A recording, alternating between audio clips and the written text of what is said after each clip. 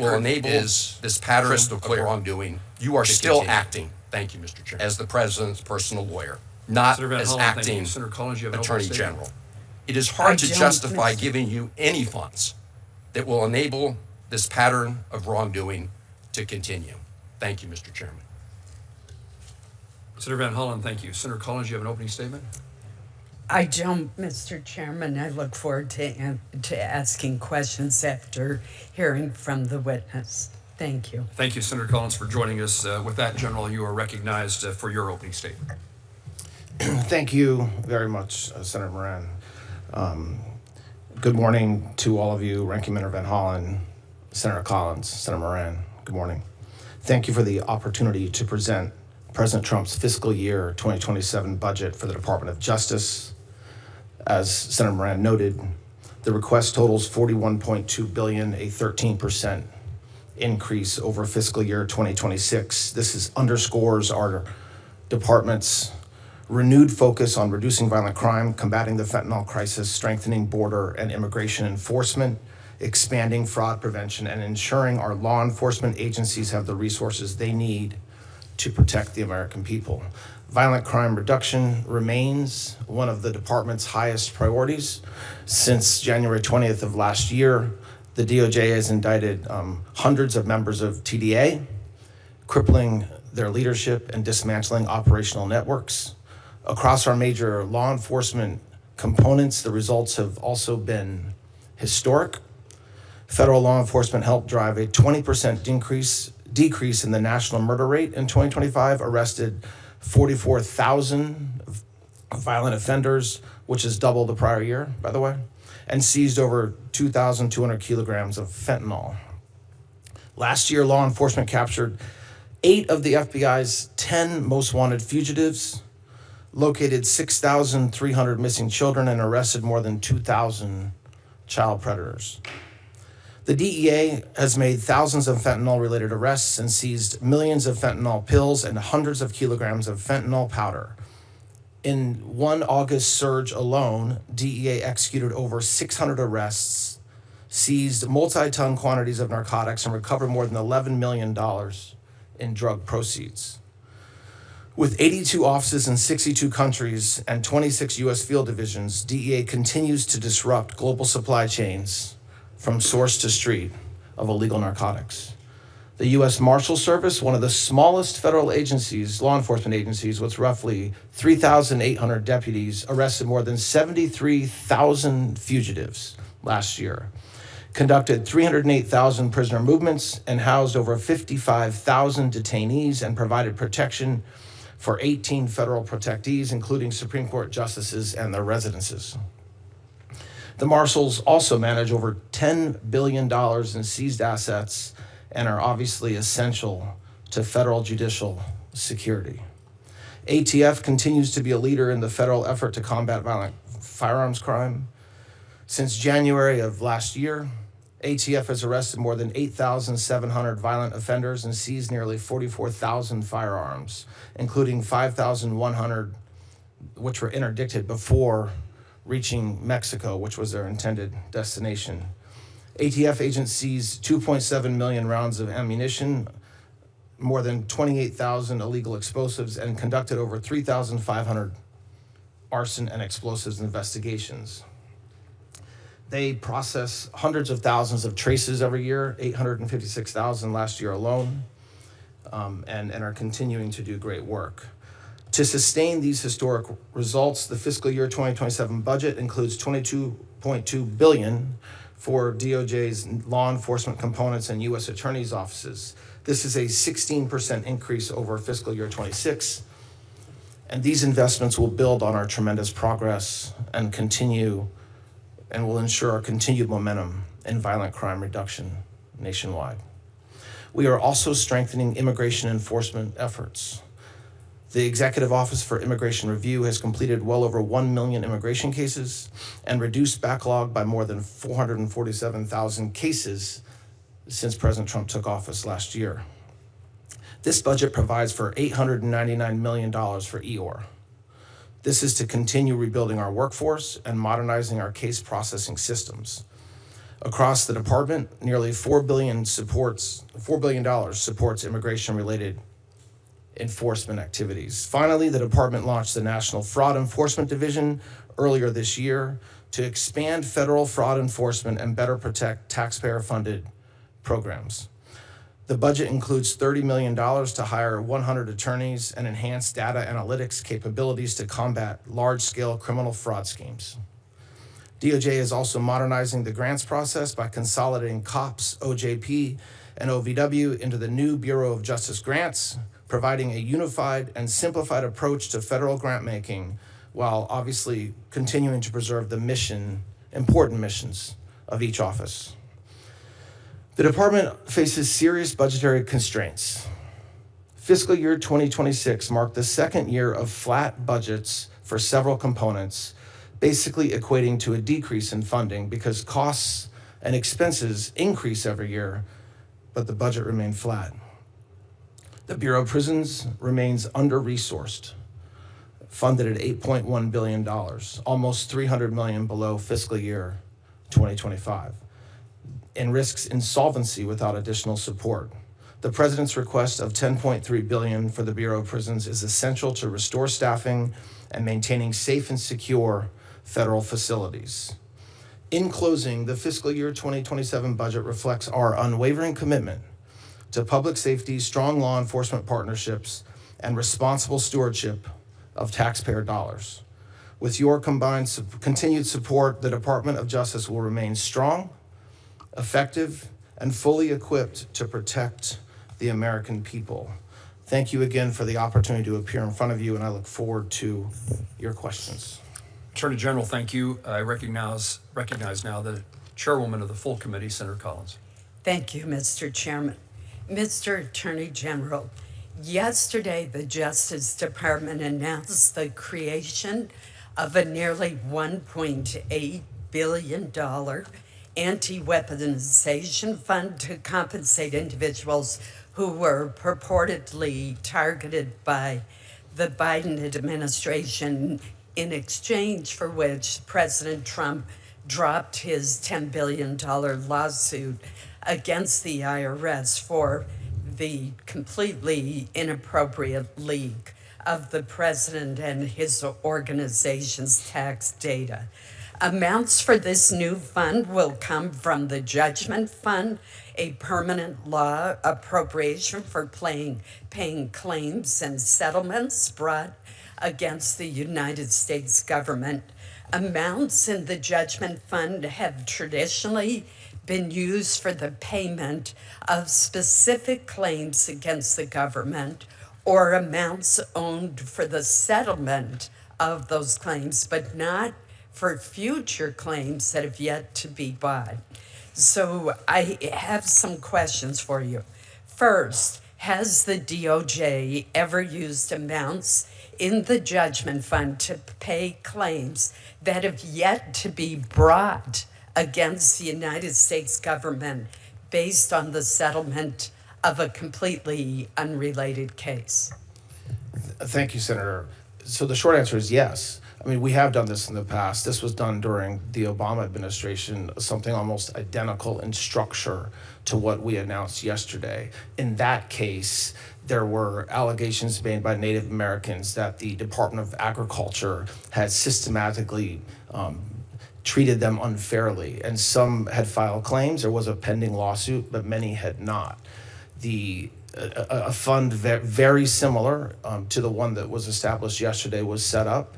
It was funded by, in today's dollars, a little over $1 billion. And a single claims commissioner was appointed to review the claims and to distribute funds. In that case, at the end, there was around $300 million left over. And the Obama administration had set it up so that that money from the Judgment Fund was distributed to nonprofits and other NGOs. So what we've done with this fund, and by the way, it is true that this is unusual. That is true. But it is not unprecedented, and it was done to address something that had never happened again either. So there is an unprecedented nature of what we did yesterday in response to years and years of weaponization. Just to correct a few things, Senator, it's not limited to Republicans. It's not limited I didn't to say Biden. that it was. It's not limited. It's not limited to the Biden weaponization. It's not limited to in any way, scope, or form to January 6th or to Jack Smith. There's no limitation on the claims. So, and the other thing we've done, just to finish up in comparison to what was done previously, is we intend to appoint 5 commissioners. And also, at the end, the money goes back any leftover funds go back to the federal government, not to nonprofits. So how will the commission that you've just referenced that oversees the fund determine whether future claims from the fund are eligible to be paid out of it? And how will they determine how much will be paid for each claim? What's the legal basis for those decisions? So there's commissions that are established all the time where a commissioner is charged with determining the correct amount, if any, to repay a claimant who's asking for funds. So in this case, what we expect is the commissioners will take in information. It's entirely voluntary. If an individual wants to apply and assert that they were a victim of weaponization, and the commission can do anything according to what was set up yesterday, from issuing an apology to the claimant to awarding compensation and the monetary compensation. So it depends on the claim, and there will be 5 commissioners who will review each claim. It won't be reviewed by me. It won't be reviewed by others in the administration. It'll be reviewed by the 5 commissioners. Aren't those commissioners appointed by the president? No, they're Who appointed by 4 of them are appointed by the Attorney General, and 1 of them is appointed by the Attorney General in consultation with leadership of this body. Will the information related to the claims be publicly reported? So that's a good question. I mean, look, there's privacy laws that exist, so I don't want to sit here today and say every scintilla of data collected will be released, but of course, there's accountability that the commission has, a quarterly report that has to come to the Attorney General, which will certainly be public. There's a process that you all will get information, and there's a FOIA process. So I very much anticipate that the claims that are awarded, the basis and the amount will for sure be made public along the way. Let me switch to a different issue which Chairman Moran brought up. Along with Chairman Moran and other members of this committee, I was one of the lead sponsors of the Violence Against Women Act reauthorization of 2022. These programs are critical to reducing violence against women, ensuring that justice is served, and strengthening services to victims and survivors of domestic violence, dating violence, sexual assault, and stalking. In Maine, the Rural Victims Program is especially critical. Despite the importance and effectiveness of these programs, the department's budget request proposes reducing funding by about 25%. Why is the department proposing a reduction in funding to combat domestic violence and to support survivors? Well, first of all, I completely agree with you that these are extraordinarily important programs, and the funds are well used to support these programs. We have asked for $539 million, I believe, in money to support all these programs, and that. I mean, look, there's a lot of money that goes, $190 million for grants to combat, to stop the stop grants, which is extraordinarily important. And so it is a priority. Obviously, we have to make choices, and the president's budget has to make choices on where to spend that money, but it is extraordinarily important. And the $539 million that we've asked for will go to support all these programs. I mean, so yes, we are asking for less money than the budget had last year, but it's not because we don't view it as extraordinarily important. Well, I would suggest that cutting the budget for these important programs by 25% is a huge cut.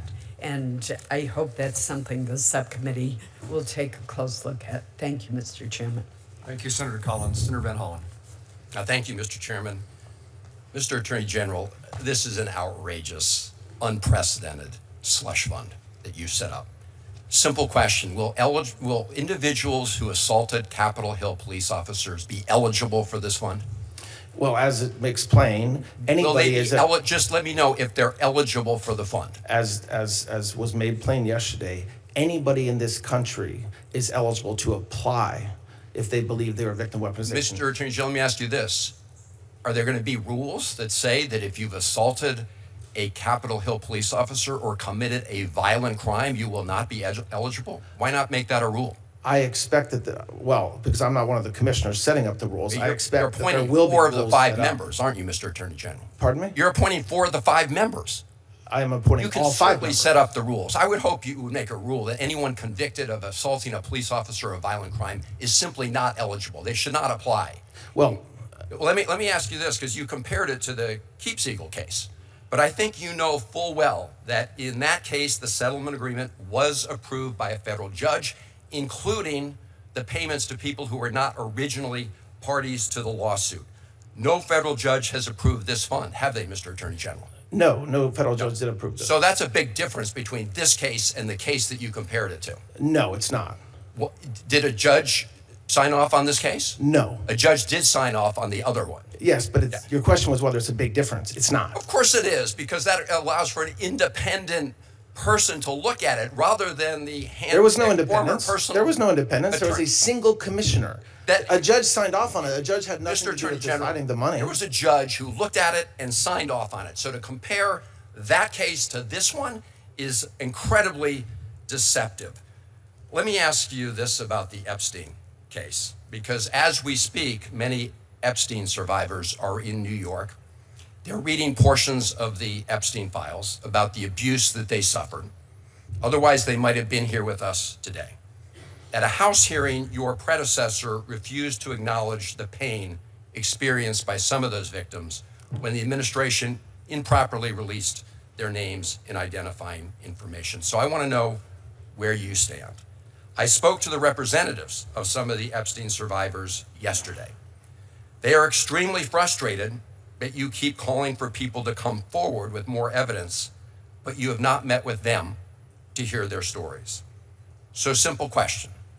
If I connect you with these survivors, will you meet with them? Absolutely, and what you just said is false. I have met with them. I've met with many of the lawyers for the survivors of victims, as did Attorney General Bondi. So whoever told you that, unfortunately, gave you bad information. Okay. And I would encourage them. I would encourage them to reach out to the Department of Justice, because like we do every single day, we absolutely care for victims, and we absolutely want to hear from them and their lawyers. Well, I've been told directly from the representatives they've not had a chance, at least this group, to meet with you. So did they represent that they asked? So I'm glad to hear that. Did they represent they asked for a meeting? Can I ask you to commit that the Justice Department will not recommend a pardon for anyone named in the Epstein files? Can you repeat that question? I'm sorry.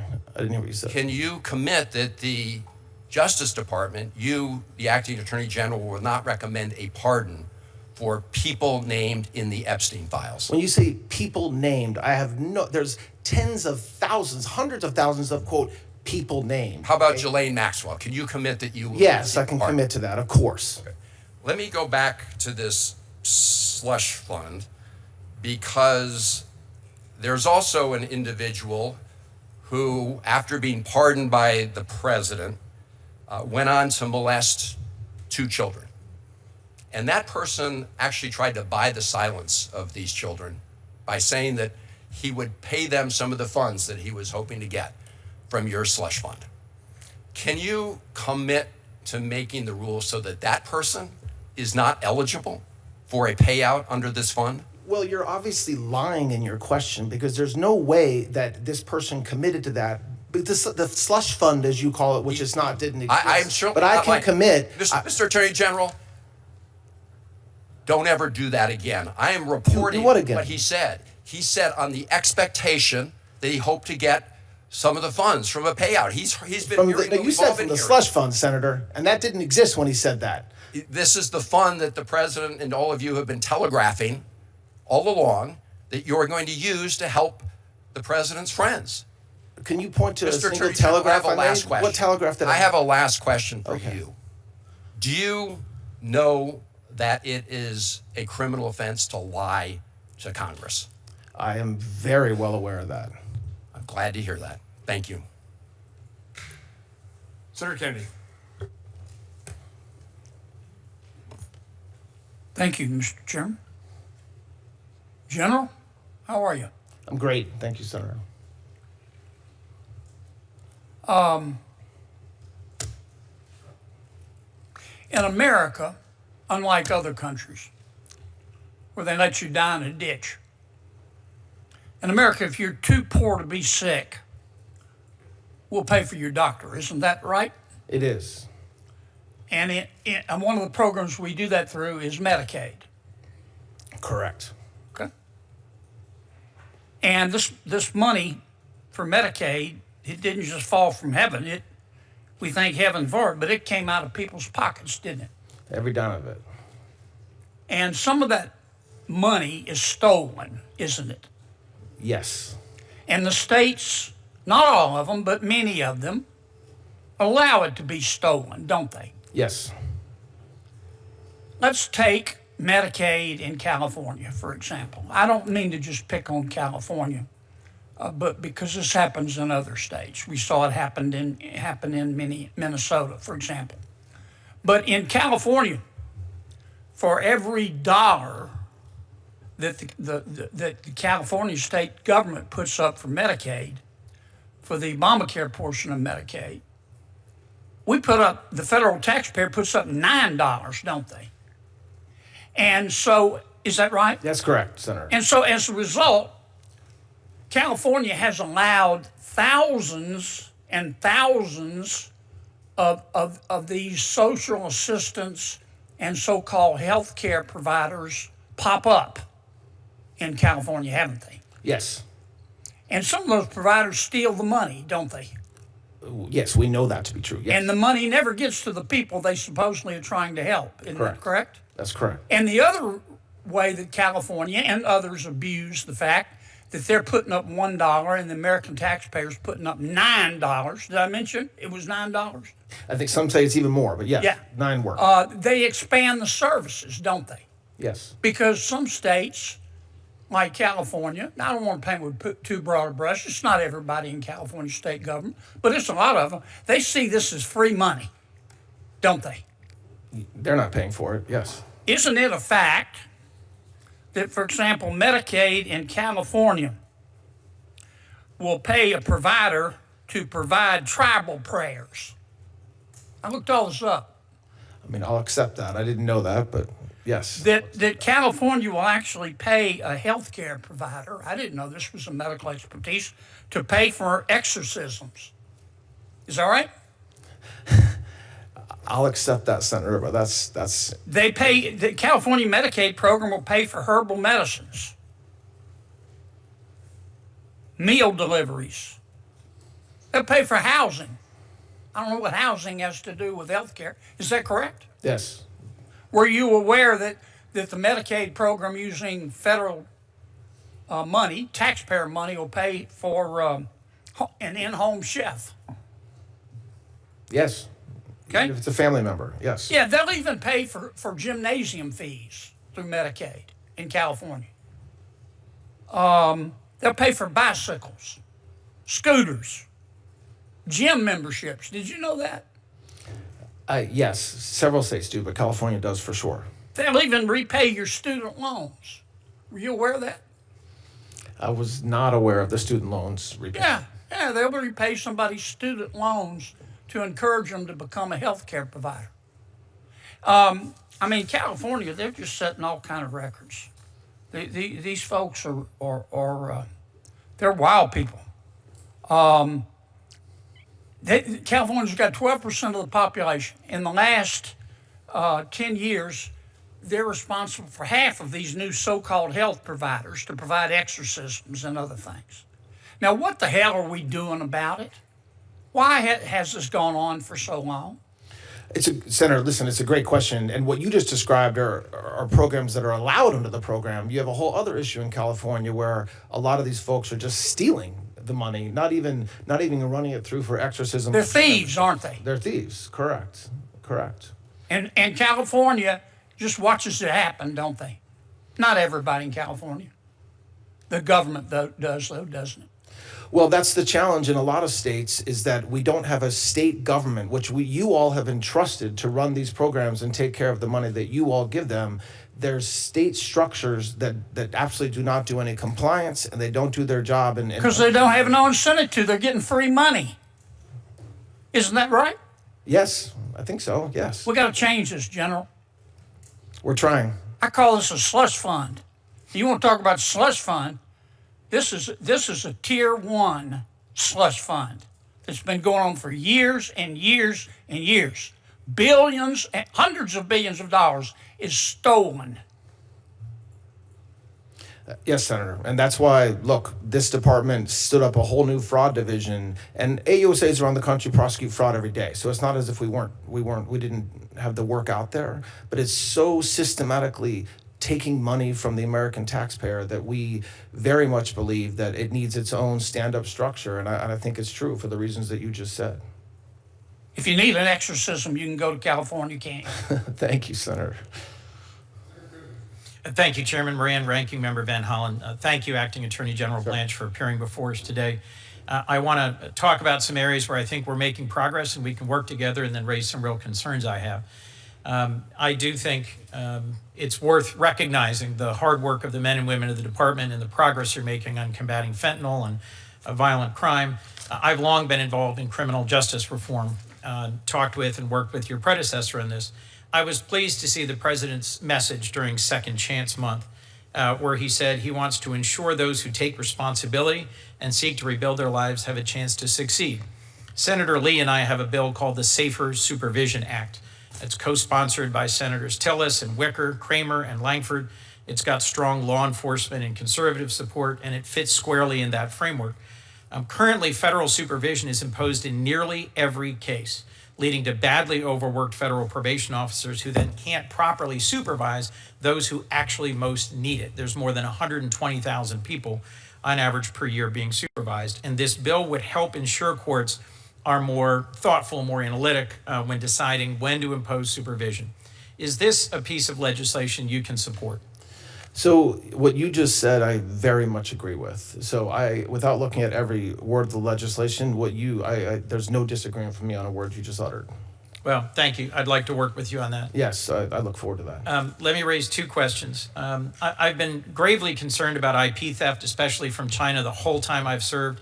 I was struck that the department's proposed budget cuts the funds for IP enforcement. Why? And is the department under your leadership committed to protecting American innovation? Very committed. And while you're calling it a cut, Senator, I would say that it's a major focus of every... It's a lack of an increase? Well, no. I don't mean lack of an increase. I mean that we're focused on it at the U.S. Attorney's Office level. So when we take money and spend it around the U.S. Attorney's offices, and so it's baked into that big number, rest assured, every U.S. Attorney's office, all 93 of them, are focused on the threats that we have from there. And so we're trying to spend our money more wisely. Chair Collins raised a concern about the Violence Against Women Act funds. Let me raise a concern about the Victims of Child Abuse Act programs. Senator Roy Blunt and I worked to reauthorize this program. I've long been actively engaged with it. I've seen how children's advocacy centers in Delaware make a critical difference, bringing together law enforcement, mental health professionals to do child abuse investigations in a child-centered way to make sure children are not re-victimized. The number of victims served by these centers has increased fourfold over 25 years. Why are you proposing cutting this program?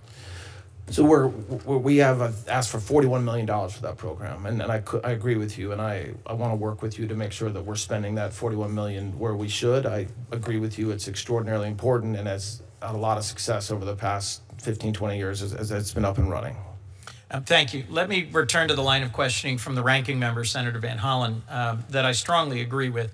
I'm just looking at the settlement agreement in Yes. Trump versus IRS. And I just want to make sure I heard you properly when you responded previously. Your announcement said that the fund will send you quarterly reports. Will you commit to making these reports fully public so Americans know who's getting taxpayer dollars out of the settlement fund? This says they'll be confidential. This is Section 4, Part E of the settlement agreement. The reason why I want to be careful in my answer is because there's obviously laws that exist around privacy that may prevent some of the information that the commission takes in from being fully public. Beyond that, there will be full transparency, and I commit to you that beyond the applicable laws that exist around privacy and privileges and whatnot. But as far as being transparent and having those quarterly reports released, yes. Thank you. You referenced a previous case. I think it was Keepsiegel versus Vilsack under the previous administration. Did that case involve a president suing his own government and then settling that case before it could be reviewed or approved by a judge? So no, and neither does the commission. It did not. And so when you suggested that they're nearly identical, they're not identical. I think there's a critical difference here. President Trump is the first president to sue his own government and then direct his chosen acting attorney general to reach this kind of settlement. Will you commit that none of President Trump's family will receive a direct payout from this fund? Yes, but what you just said is not true. I mean, if I can correct that. Please. The president did not direct me to do anything. And secondly, when we said it was that the structure of the commission is similar to Keepsiegel, that's true. It wasn't the case. The underlying case is not the same. The structure of the commission is the same as the Keepsiegel commission. Has it ever happened that a sitting president sued his own government for $10 billion and then directed the settlement of the case and the establishment of a payout fund? Not that I'm aware, but there's a lot of things that President Trump's the first of. No president had been indicted 1, 2, 3, 4, 5, Correct. 6, 7, 8 times either. Correct. No president's been indicted. And will you commit that none of this money will go to President Trump's campaign donors? I am not committing to anything beyond the settlement agreement itself. When you say campaign donors, that they are not excluded from seeking compensation. Last question. During Police Week, I heard from a number of law enforcement friends who found it appalling that there was the possibility that folks like the Oath Keepers, the Proud Boys who had assaulted Capitol police officers could receive multi-million-dollar payouts from this fund. Will you commit that no one who has been convicted of assaulting a police officer will receive a payout from this fund? So I share the concerns that apparently members of law enforcement gave to you last week, although none of this was announced last week, so that's surprising. But they had heard rumors there would be a settlement fund. Okay, but anybody can apply. The commission will set. The commissioners will set rules. I'm sure. That's not for me to set. That's for the commissioners. And whether an individual, an oath keeper, as you just mentioned, applies for compensation, is anybody in this country can apply. Well, we'll be watching this very closely as this goes forward. I don't think the settlement fund should be set up this way or for these purposes. I appreciate your answers today. Thank you, Mr. Thank Chairman. you. Thank you, Mr. Chairman. Mr. Attorney General, thank you for being here this morning and responding to our questions. I want to follow on a couple that have been asked with regards to the Department of Justice's state and local law enforcement programs. $1.2 billion in proposed cuts. We're looking at it very carefully because many of these grants and programs have significant impact on our state, small population, large area to deal with. The budget also calls for consolidation of the Office of Violence Against Women, the Community-Oriented Policing Services, and the OJP programs. Is the Office of Tribal Justice one of the offices that are also intended to be consolidated? No, we're just consolidating the grant components, so OJP, COPS, and then OVITA. And by the way, we're not combining them. We're just making them more efficient. So they will still maintain their own independence and brand, for lack of a better word. But what we heard from the field is that there were inappropriate inconsistencies and inefficiencies in having 3 separate kind of bureaucracies running each of those programs, so that's what we're trying to fix. Don't disagree with wanting to reduce bureaucracies. My interest is making sure that the fidelity of these grants and the availability to very rural and oftentimes just very high cost because of what we're dealing with out there, that they do not get overlooked, because when you have cuts to the level that you're proposing, one has to assume that, okay, you can talk about reducing the bureaucracy and just what the program itself might look like. But again, my interest is making sure that this much needed assistance is still pushed down to the very, very local levels. Senator, I assure you that the rural communities, and I appreciate that they have the most challenges applying for grants because of just the way they're structured. Lack of capacity. Of course, and there's obviously, I forget the exact percentage, but a large percentage of our grants do go to rural communities, as they should, and rural police departments, as they should. And we are going to continue to do that. I mean, the COPS office is required to distribute half of the grants to rural communities. Right. But just, and I don't want to take up all your time, Senator, but that's one of the reasons why we're trying to make it more efficient, because the field said, especially rural communities, big cities don't have issues applying for grants. They have a bunch of people that can do it. And so, yes, we are very focused on that in tribal justice space, but also in the grant space. Well, know that we're watching this one very carefully. I understand that in response to Senator Collins, you acknowledged 25% cut to the Office on Violence Against Women. I was very involved in that reauthorization, and within that, we provide that OVW may not be subsumed by another grant-making component within DOJ. So we want to make sure that, again, DOJ is going to maintain OVW's statutory responsibilities and how they move forward with their grant making, and not losing out on that subject. We will, and we're aware of that. Yes, ma'am. Let me ask about the Not Invisible Act. This was legislation that I introduced some years ago. It became law. May 5th is the day that we recognize as Missing and Murdered Indigenous Persons Awareness Day. We had a big roundtable that Senator Sullivan helped to organize just a couple weeks ago. I had a lot of the folks from your department, along with Alaska State and local, as well as tribal.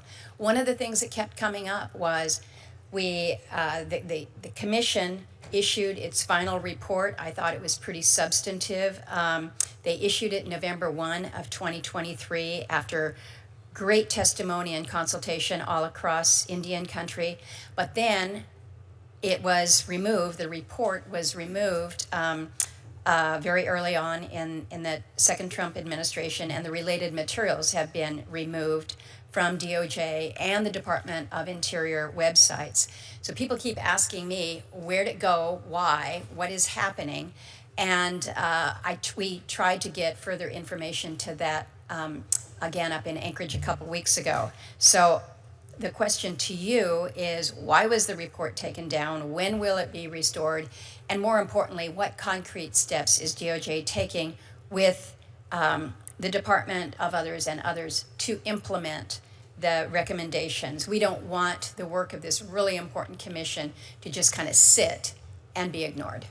Yes, so I don't have an answer as to why it was taken down, but I will get back to you promptly. I will tell you. I would appreciate that, yeah. And your big picture question, we are on the same page when it comes to tribal justice and the work that we have to do with our Native American community and making sure that we're giving them the resources, the law enforcement. I visited two so far as the Deputy Attorney General. My staff has gone out to multiples, to northern New York, the Dakotas, Oklahoma, and we'll continue to do that. I think that at the end of the day, it is a funding and training issue that is our responsibility, and I recognize that, and it's a priority. Well, and we've seen positive signals in the first Trump administration. That was when Operation Lady Justice was stood up. I think that is good. We need to continue on that. You've put good people tasked to this, but this is where it gets confusing, because when you have a public-facing website that helps people navigate through some of the reporting and the lack of data, that's where we could use a little help. So if you can get back with me on that, I would appreciate it. I will, Senator. Thank you, Mr. Chairman. Thank you, Mr. Acting Attorney General, for being here. As you alluded to in your opening statement, there is an acute staffing shortage at the Bureau of Prisons. At FCI Berlin in New Hampshire, staffing levels have dropped to 58% of authorized levels. And that's at a time when correctional officers are being asked to take on added duties where they have detainees being sent to our federal prison, and the retention incentives have dropped significantly. So as you point out, the Bureau received an additional $3 billion in the reconciliation bill to address staffing issues. And you're asking for additional funding, which I appreciate. But how do you plan to use those supplemental funds to address recruitment and detention of staff at facilities like FCI Berlin? Thank you for that question. It is a crisis. And the crisis on staffing is twofold. One is we're not paying them enough, and they can walk across the street to county jails and make more money. And two, because we're not paying them enough, there's shortages, so they're required to work overtime. They're required to actually. I understand the problem. Can you explain what you're going to do to address it? We're doing both. I mean, we're addressing the compensation, and we've already worked with Director Marshall over the past several months to give some retention money to officers who are staying. But we have to pay them more, and we have to make it worthwhile for them to stay. And the only way to do that is with money. The only way to do that is with hiring. I can tell you that FCI Berlin has not seen that money yet, and it's going to be critical to get it out. Let me change to another topic, because we have a new DEA drug lab in Londonderry, New Hampshire. I'm very pleased that we've got that New England Regional Drug Lab. I worked hard to try and support the effort to get it there. But I'm concerned now that DEA doesn't have the personnel that they need in order to fully operate it. And when we raised this at hearings, both in the House and Senate, with DEA, what they told us was that DOJ has routinely denied its request for greater allocations of personnel, meaning that they are going to have difficulties hiring the sufficient personnel they need to fully operate this new lab. So can you commit that you will ensure that the personnel that are needed to operate the lab are able to be hired? Yes, and our budget asks for that funding, and I agree with you, Senator, that it's crucial to have that. And that there's shortages. You're right. Let me weigh in on with Senator Collins and Senator Murkowski in their concerns about the Office of Violence Against Women and the grants. I don't support the cut of 25% for that budget. But we have a greater issue, because my staff has heard from organizations in New Hampshire working on domestic violence concerns that the department is continuing to hold fiscal year 25 funding for the office. And for some of these organizations, they had their grants canceled early in 2025. This disruption has caused those organizations to scale back, to start laying off staff, which limits their ability to help survivors. So when is the department going to make available the fiscal year 25 and 26 grant funds that have already been approved by Congress? So the NOFOs for 2 of the 3 agencies are all out and back. There's one NOFO that's pending from 25 that we expect to get out any day now, and then we'll start working on 26. And so it's done on a rolling basis, and we're working every day very hard to get that money out. As far as grants that were canceled, I believe 330 some were canceled, just about 5 or 6% of the overall grants awarded for various reasons. But grants that were more than that were initially canceled, and the grants. But those are grants that had been approved by Congress that had already been sent out. Why is the department canceling funding that our organizations are depending on in order to help survivors? Well, it's not that they were approved by Congress. The money was, and so for a very small portion of grants, they were canceled for various reasons. So well, they were canceled because DOJ came in and made significant cuts, and the administration has made cuts. I guess I'm not going to argue with you about why that happened. I think it was wrong. I'm going to acknowledge your commitment to ensure that those funds are going to go out to the organizations that are depending on them so that they can serve the people who need it. I commit to that. Thank you. Last fall, the U.S. trustee for Region 1 didn't name a new Chapter 13 standing trustee for New Hampshire. Instead, he assigned New Hampshire's duties to Maine's standing trustee over the objections of the New Hampshire Bankruptcy Bar. The transition from New Hampshire's standing trustee to the new main trustee who's supposed to be serving both states has not gone well. Debtors who had completed their payments were not being discharged from bankruptcy. Creditors and attorneys were not getting paid. In fact, a motion to remove the New Hampshire and Maine trustee was filed, and the New Hampshire bankruptcy judge admonished the trustee, but unfortunately didn't ultimately remove him. I am very concerned that we have granite staters who need to use the Chapter 13 bankruptcy and that they're being disadvantaged because of this decision for whatever reason. We have no idea because the U.S. government doesn't pay those standing trustees. There's no reason, that's not a benefit in terms of savings. So I don't know if it was a shot at New Hampshire or what the issue was, but will you commit to naming a New Hampshire only Chapter 13 standing trustee and look into this? Because it's a real problem. So we have that. And Mr. General, the time has expired, so if you can quickly wrap that up, I would appreciate it. We have that in many districts, not just New Hampshire, and we're working very hard to rectify it for the reasons that you say, the challenges it presents. So you will look into that and try and... We've been looking into it, and we'll continue to do so, Senator, yes. Thank you. Mr. General, appreciate you being here today. I wanted to start with an issue that I raised with you in your confirmation hearing in the Senate Judiciary Committee. We talked about the Executive Office for Immigration Reform. Some people call it EOIR, some people call it EOR, but ultimately it oversees our immigration courts. As you're aware, there was a significant backlog that was left by the Biden-Harris administration. Unfortunately, they created a culture of dragging their feet and not actually completing these cases. I know they also rolled back a number of reforms that were put in place during the first Trump administration to ensure that our immigration courts functioned in an efficient manner. By contrast, obviously, under the current Trump administration, the courts in FY25 have completed the highest number of cases that we have seen in a single year in EOR's history. Finally achieved a reduction in the case backlog, and hopefully that's something that we can continue. I saw in your budget that you increased this by 12%. I wanted to talk, is that going to help you continue on eliminating this backlog, improve efficiencies and operations of these immigration courts? And then also on that, how does the budget request support efforts to actually modernize this process, making sure that we're not only using the current system, but we're looking at how can we be more efficient in the future?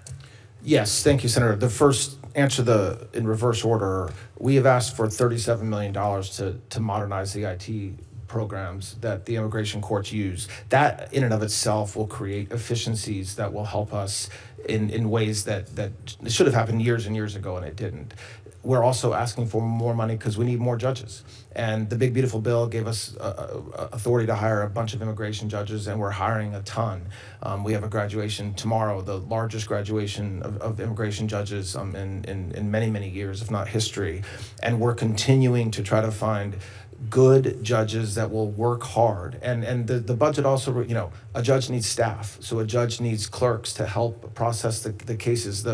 We have almost 500,000 cases were processed last year. That's extraordinary. And we're getting into the backlog. But when you have something like 4 million immigration cases, 4 million immigration cases backed up, even if you cut it down by 1 million a year, you're still looking at 3 or 4 years to catch up. But we're very focused on doing that. We tell our new judges they're going to be working harder than they've ever worked in their lives, and we expect that. And so this budget is really addressing that, the IT problem and the staffing challenge that we have. Good, thank you. Changing gears a little bit. Obviously, we are so proud to see the crackdown on crime across the country, lowest murder rate that we have seen, the significant actually getting back to the mission of getting the bad guys and putting criminals behind bars. I talked to Director Patel about this last week, but there's great work being done by the FBI and DOJ in my home state. Operation Southern Star in Montgomery has been significant. That's where I live. Yeah. We appreciate that effort.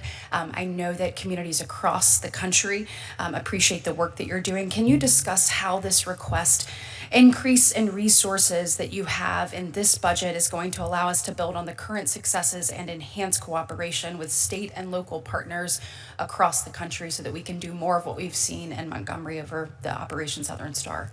Yes. So there is nothing more important than our state and local partnerships when it comes to combating violent crime. Nearly every violent criminal that's arrested by the feds are assisted by a cop or a detective or a trooper in that case. And so when we talk about the work that the federal government and the FBI and DEA and Marshals and ATF and HSI have done over the past year, we are really talking about the work that they did partnering with the state and locals. So our budget reflects that. We want $2.9 billion for state and local grants. That's money that's going to go to law enforcement to combat violent crime. $12 billion for our budget for violent crime. And you said that, but I want to make sure I'm giving props to the great men and women of law enforcement in our country. It worked. I mean, we did see meaningful reductions in violent crime, which means everybody's streets are safer than they were a year and a half ago. So. Well, as someone who is raising two teenagers and wants these streets to be safer, particularly the ones, where all these families are trying to build their lives, we say thank you.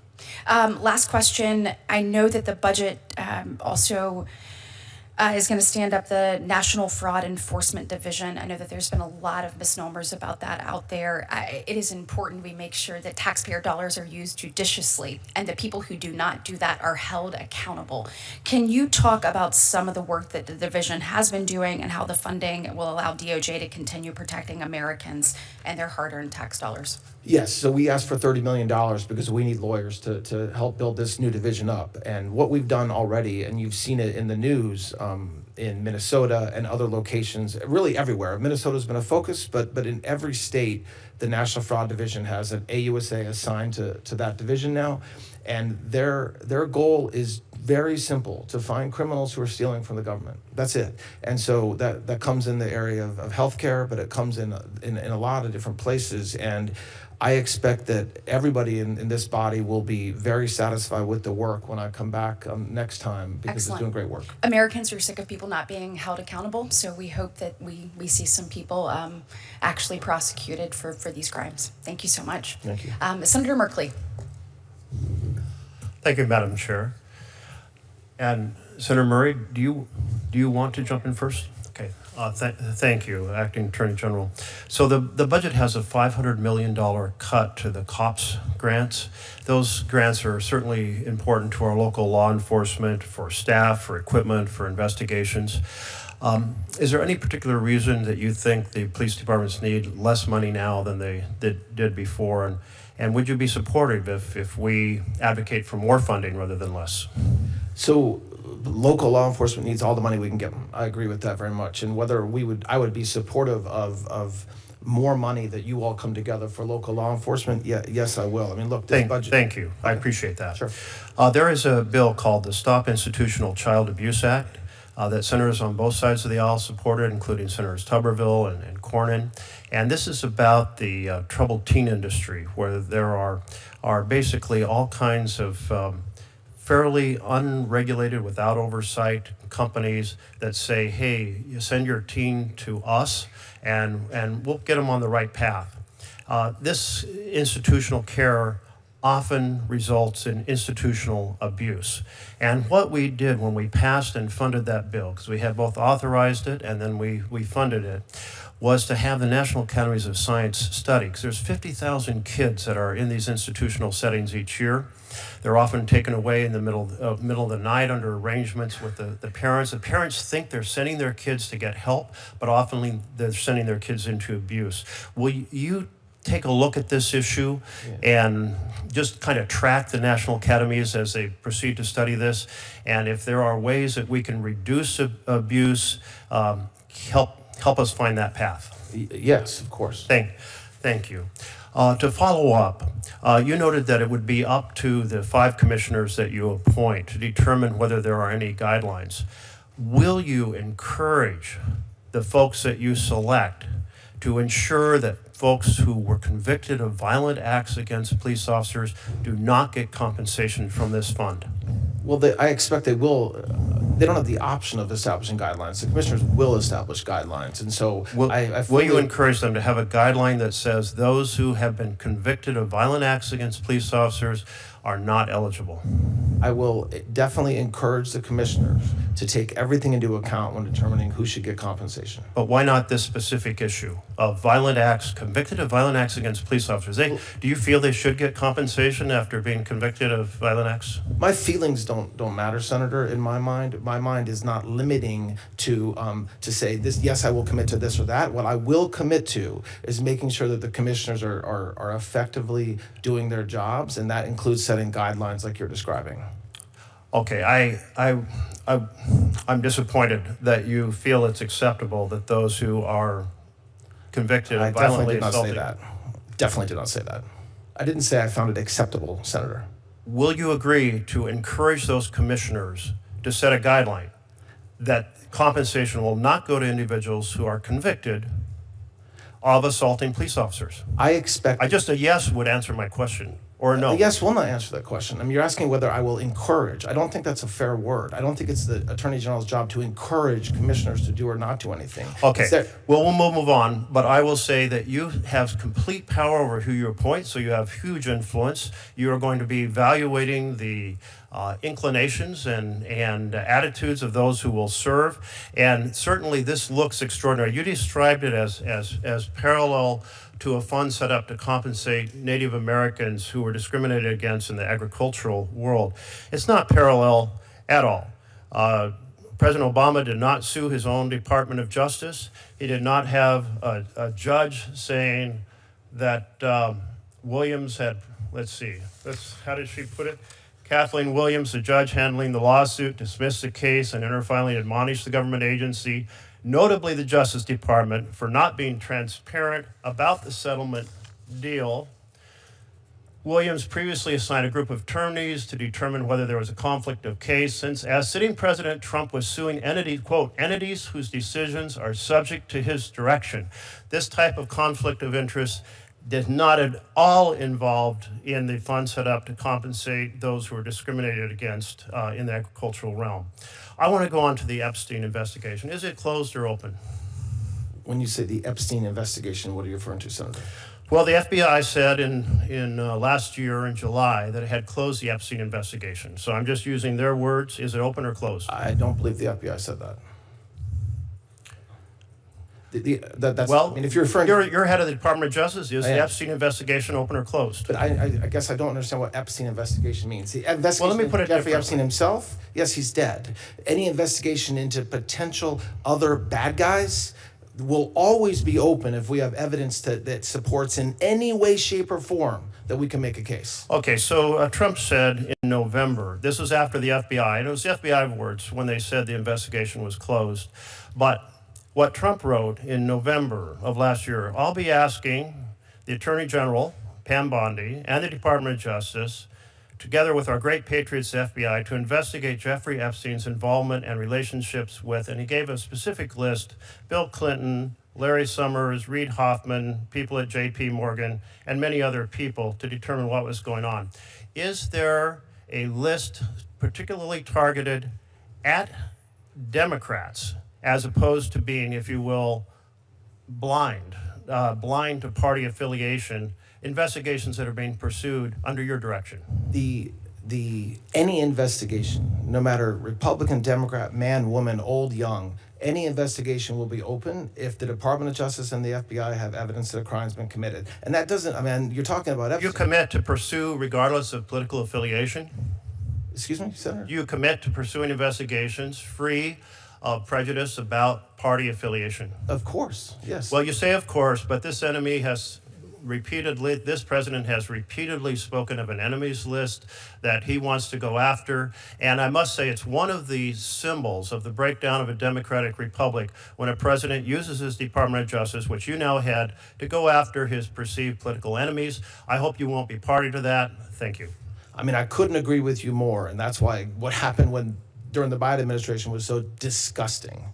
That is completely inappropriate and wrong. There is no comparison to the absolute fair-minded pursuit of justice under the previous administration and this administration's pursuit of an enemies list. Thank you. Senator Murray. I believe Senator Fisher was next. Yeah. Senator Fisher, so glad of you to join us. Thank you. Trying to ingratiate myself with the ranking member of the No, committee. you didn't see me at the kiddie table. It's fine. So, Mr. Attorney General, welcome. Senator Murkowski brought up to you about the consolidation of the grant programs, and also that the budget request is $1.2 billion, a cut to the state and local grants. I thank you for clarifying that this consolidation, what its intent is, but I'm still concerned about the impact of funding reductions and what that would have on our state and local law enforcement agencies. So I hope that you will be very cognizant of that as you look at the rural and really the under-resourced agencies that are I will, there. Senator. Yes. Thank you. In 2024, I passed legislation, the Recruit and Retain Act, and that was signed into law. And this authorized law enforcement agencies to use those COPS grants for recruitment and retention activities. It required a study. The study came out, not surprisingly, it identified a relationship between local law enforcement staffing levels and crime rates. More staff leads to lower crime.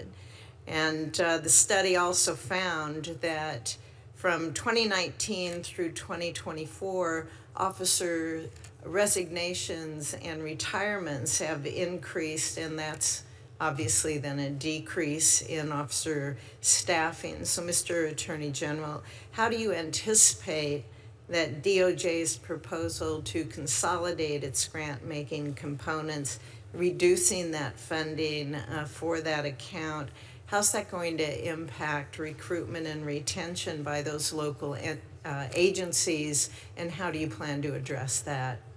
So we will spend tons and tons of grant money on that issue, and not only giving money to state and locals to get them new bodies, but also overtime and equipment, which all goes to keeping people on the job. More meaningfully, and beyond the grant program itself, we are making law enforcement a very good thing to be part of now. And that was one of the reasons that there was a steep decline in a lot of retirements during the time 2019 to 2024, because there was this inappropriate stigma that law enforcement or cops were bad. That's not the case anymore. And so we're working every day. We have our Homeland Security Task Forces set up, which is a partnership with state and local law enforcement and sheriffs. They're getting money. They're getting overtime pay. We're thanking them. We're giving them cars. We're giving them vehicles. And so that's what we're going to continue to do. Have you reached out to local agencies to see if their recruitment has improved? Because I can attest to disappointment by many police departments. OPPD Omaha, for example, did see their numbers really decrease. Have you reached out and have any numbers on what it is now? Regularly, including last week during Police Week, I met with a lot. It's still a problem. We have not fixed it yet. I mean, look at what happened over the past year with law enforcement officers getting doxxed and having rocks thrown at them, having local leaders say to good, hardworking cops, you can't help. So this isn't something that we've won yet, but it's a priority to win that fight. And I'll keep on talking to state and local sheriffs and cops and detectives and letting them know that we appreciate them, and not only with our mouth, but with our pocketbooks as well. We do. Thank you. Last year, the FBI and Homeland Security Investigations announced a new Homeland Security Task Force based out of Kansas City, Missouri, and that included a location in Omaha. Yes. And focus is obviously combating trafficking of humans and drugs and weapons, money laundering, alien smuggling, homicide, extortion, on and on. We did see members of this task force, they arrested a MS-13 gang leader in Grand Island, Nebraska, in the middle eastern part of the state. The 27 budget request cites the elimination of the Organized Crime Drug Enforcement Task Force's component and instead requests appropriations be made directly to agencies like DEA and FBI.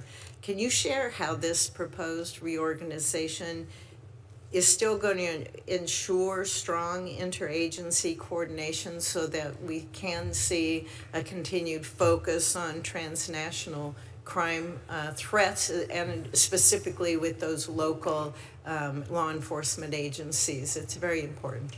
I agree. So look, we dissolved the OCDF executive office. That is true. But the money that we're asking for, the money that we're going to spend, is exactly like we've been spending for a long time, except for more efficiently. So the HSTF model is built off of the OCDF model, but with a lot of improvement. Like, there was a lot of overlap in OCDF money that we are now being more efficient with. So there is no doubt, as a matter of fact, the opposite is true, that we're spending that same OCDF type money, we're spending more of it, and we're getting more of it out to the field through the Homeland Security Task Force. And so that's the goal.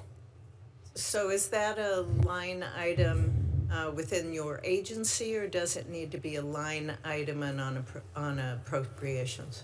So to make sure that it's covered. So it's a line item through the appropriations, I believe, although I'll double check that and get back to you if I'm wrong. I will, yes. Okay, thank you. Senator Fisher, thank you. Now I would like to recognize the Vice Chair of the full committee, Senator Murray. Thank you, Mr. Chairman. Acting Attorney General, right now, families are paying $4, $5, even $6 or $7 for gas. Inflation is at its highest level in years because of the president's policies. But instead of helping Americans get by, President Trump is literally using their tax dollars to set up a slush fund to enrich his own friends. On Monday, your department settled the president's lawsuit by setting up a fund with $1.8 billion, and you and the president will pick the handful of people who decide how that money gets doled out. So let's be clear. What we're talking about is nothing short of the sitting president of the United States looting from the Treasury for his own gain. Do you seriously think this arrangement is appropriate? The president telling the federal government to settle a case and let him pay billions to the people that he chooses? What you just described wouldn't be appropriate, and that's absolutely not what happened, and that's not what's happening now. So you just set up a series of facts, most of which were not true. No, No, it's not. I mean, the president has set up a slush fund, however you want to say that it got set up, and he literally will get to choose through his hand-picked appointees who gets paid that fund. That is absurd. The president did not set up this fund. It's not a slush fund. It's been done many times. We have lots of funds. Well, I heard your response earlier to Senator Van Hollen. This is not comparable to the case that you cited. A judge was not involved. This is the president versus himself setting up a fund. The judge wasn't involved in the distribution in the Keep Siegel case at all. It just wasn't. There was a single commissioner that was set up, not five. And so when the judge signed off on that case. Yes, it was at a much later point in the litigation. That's right. My point. That is all of our point. And I just have to tell you, this is corruption that has never been more blatant or more right-sped. What is happening is you write the check, Trump and his cronies cash it, American taxpayers who are already being whacked with high prices are going to foot the bill. That's what we are seeing today, and that is what many of us are really, really angry about. So let me move to another topic. This Department of Justice is sending the message that if you're wealthy, if you're powerful, if you are well connected, you won't be held accountable even if you abuse children. You know, it's after Congress passed the Epstein Files Transparency Act and DOJ finally began to release the files, your department exposed survivors' names, their sensitive personal information, and even nude photos, while redacting names of alleged perpetrators of those crimes. The message that sends is this Department of Justice worked harder to protect the privacy of potential child abusers than the survivors. Your predecessor refused to apologize to those victims, but I want to give you the same opportunity to apologize for the way the department handled the release of these documents. Will you apologize to the survivors? When the president passed the Epstein Transparency Act, that was the Pardon only me? time, when the president signed the Transparency Act, that was when we were legally allowed to release the files. Prior to the passage of the act, which you all passed, I agree. That is we so were not the question I'm asking. It was the question you the asked. You point asked that- 5 or 6 questions. I'm answering them in order. No, that was one of the questions you the asked. question I want you to answer is, will you apologize to the victims whose names, sensitive personal information, and even nude photos were not redacted by your department? Will you apologize Of course, to them? that was, we Can never I want to hear it release today? a single That victim's is what name. they are hearing But to- can I answer want the to question, hear. please? Is I'm it fair? asking if you'll apologize. So I just said yes, but I would like an explanation to be given to that. What this act did is it required us to review over 6 million pieces of paper in a very short period of time. And so 0.001%, we made mistakes and we owned up to them. And the second that a victim or their lawyer told us that we made a mistake, we pulled that document down and we put lawyers 24/7 in being responsive to victims and their lawyers to make sure that we fixed every single problem. And so yes, I mistakes hear were- your anger. I'm not and I angry. will No, I'm not tell you- angry. I hear I'm your just anger, making sure and I it's will tell you understood who's really that angry is we people who matter. have their that- nude photos released. I just want to hear you say I apologize to those victims. So as I just said, of course, any time we release a victim's name that shouldn't be released, we have failed as a Department of Justice. And so we have to do everything that we can to not fail. Well, And so I haven't heard the words I apologize. I'm trying to give you those an victims. explanation of what happened. I don't think you're Okay. really interested in that because you keep Well, on I cutting am, me but off. I have a few more questions here, and I want to know, and I know that Senator Van Hollen raised this, but I want to ask you, will you personally commit to meeting with the survivors? I have heard from them personally that DOJ refused to meet them, and I'm asking about you. I'm asking about the Justice Department reaching out to them to be heard, not waiting for them to navigate a legal system that has obviously repeatedly failed them so far. Can I answer?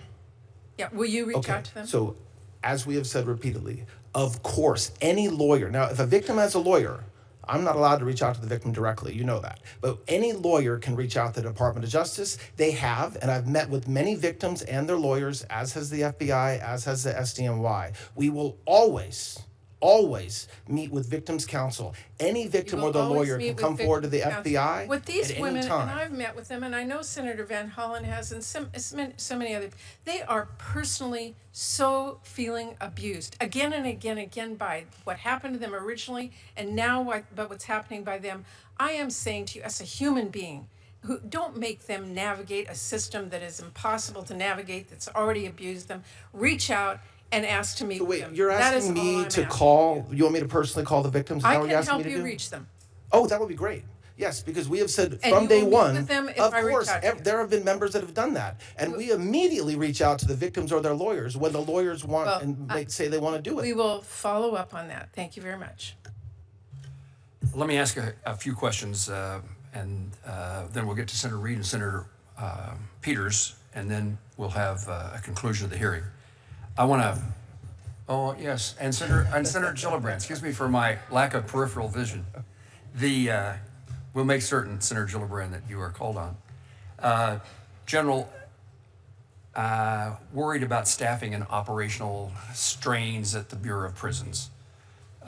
This committee, this subcommittee, and our full committee has tried to help in the last several years, and there was money in the reconciliation bill, $5 billion to support recruitment and retention efforts to address the BOP's maintenance backlog.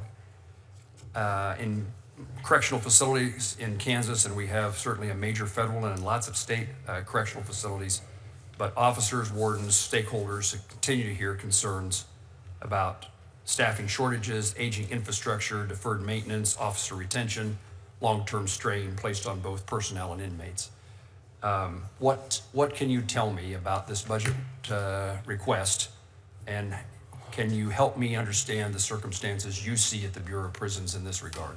So, thank you, Senator. We were given a broken agency when we took over. Not enough money, morale was very low, and many of the prisons needed serious repairs. And so the president's budget this year tries to rectify a lot of that, as did the Big Beautiful Bill. The vacancy rate is still 20% for corrections officers. I talked about this earlier. That has to do with retention, it has to do with how much we're paying them, and creating an environment at the BOP that they want to work at. And so that's something we have to work on. We have some of the investments we want to make, $450 million to attack the vacancy rate and start paying some of our correction officers more. And then also a lot of money to make repairs. And so these are just safety repairs, but also structural repairs at prisons so that, again, it makes sure our inmates are protected and are safe and that we're safe from them, and also creates an environment that's safe for the staff and the corrections officers that are working there. And so it's a big number, but it's extraordinarily important.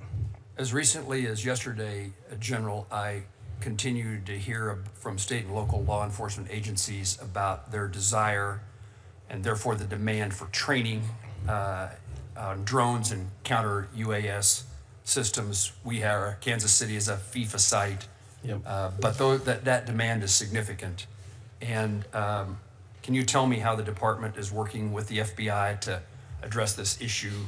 And I think FIFA is a significant component of it. But with the prevalence of UAVs, I think it's just an issue that needs to be broadly addressed.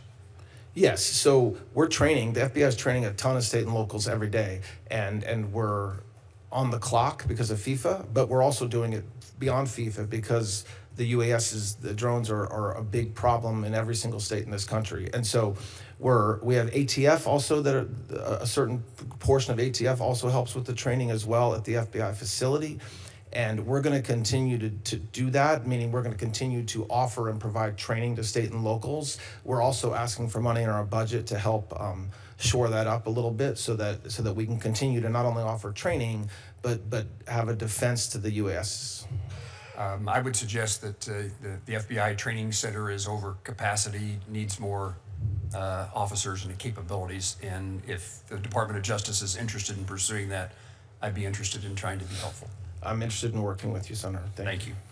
Grant administration, I think things are getting better, but the Department of Justice, particularly in its grants to local law enforcement, it's been a really slow process this year in getting the money out the door. Congress shut down. The list is long for reasons that could be the case, but I want to give you the opportunity to tell me that you are now positioned to see that local law enforcement in particular, but grants in general, and those grants exceed just local law enforcement. It's other community grants, mentoring grants. I want to make sure that you believe you're now positioned in terms of staffing and administrative abilities to make that process work better.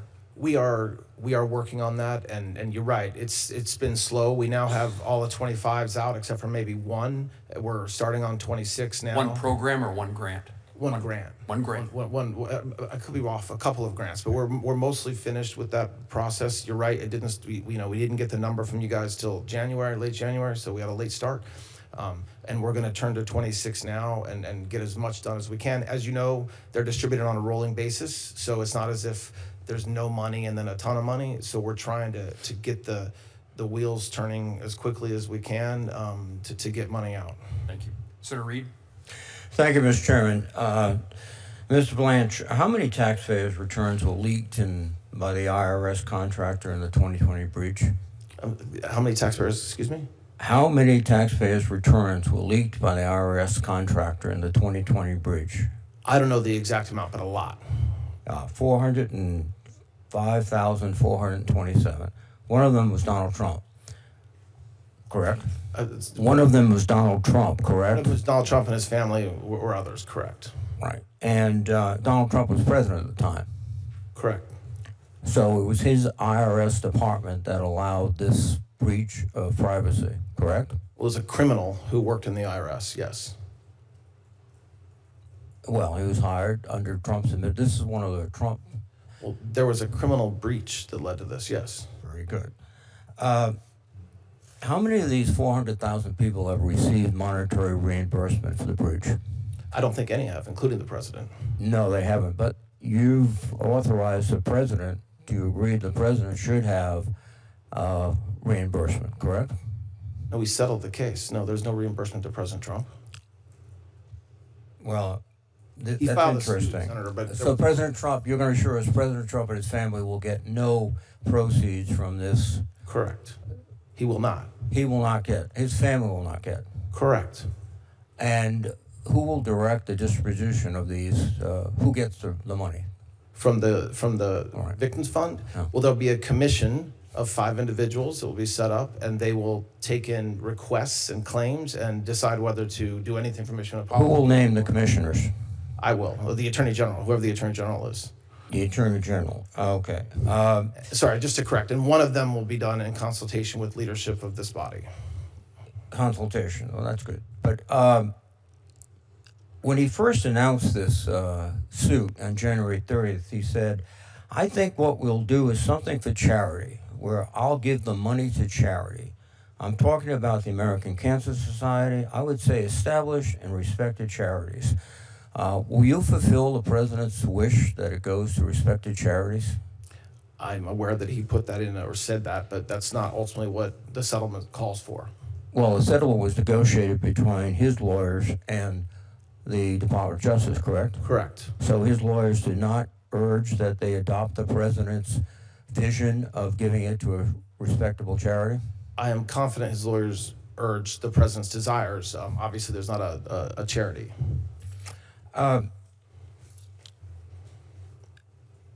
The order that you signed yesterday states that the government pay this settlement if the Secretary of Treasury has certified the payment.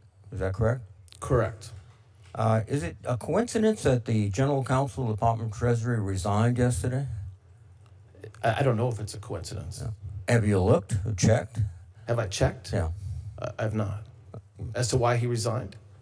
It just seems to be very coincidental that a high-ranking member of the Department of Treasury, Senate confirmed, would resign the day that the Treasury Department was required essentially to certify these payments.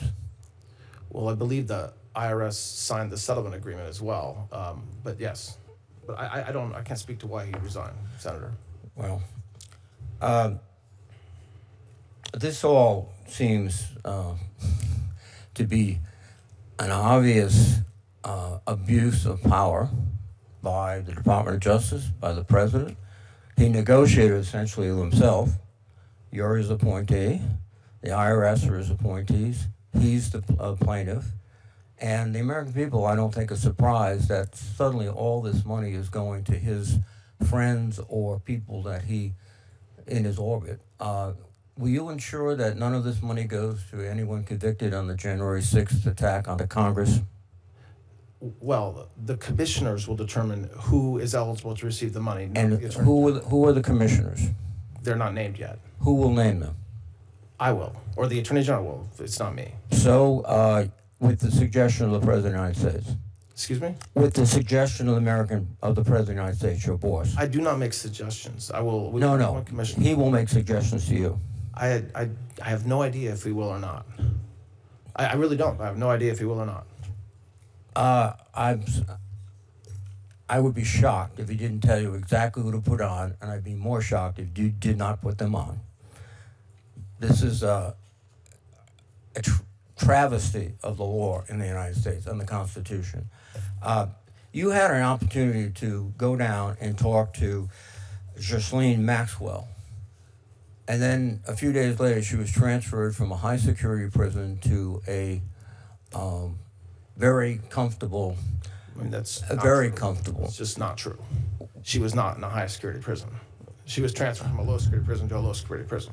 I mean, you're looking at me like that's verifiable. Well, I don't think at the other prison she had her own room. She had access to a private shower. She could have pet therapy. And I don't know if any of that is true. I'm not disagreeing with you. It is true, and you should know it, Mr. Attorney. I should know that? You should know. Whether an inmate has access to her own shower? No. This is a person of extra special interest to the President of the United States. He's known her. Why did he send you down to talk to her? He didn't send me. I went. What do you mean? You think President Trump called and asked me to go interview a witness in federal prison? Honestly? Yes, I do, frankly. Well, because you know why? He didn't. Because the He didn't. deal was in. He I mean, you needed can say somebody that, he but could you want rely. the He truth? needed somebody he You could want the rely truth? upon to talk to her and say, what would she say if she was asked about Jeffrey Epstein? And you were the perfect choice. And you went down there, and suddenly, shazam! She's out of what is a more confining situation into a